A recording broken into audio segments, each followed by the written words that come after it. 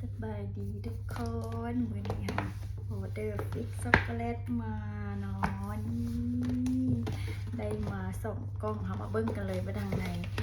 จะเป็นแบบก้าโบแต่ว่าทางน้องนี่เป็นคอลเลกชันนิวเนาะออกใหม่เนาะกล้องมันจะแน่นหนาหน่อยนะทุกคนนี่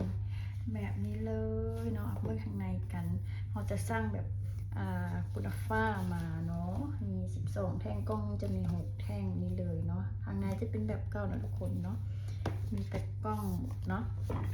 กล้องที่ก็จะเปลี่ยนใหม่เนาะก็เอ็ดแน่นหนานี่แบบนี้เลยเนาะ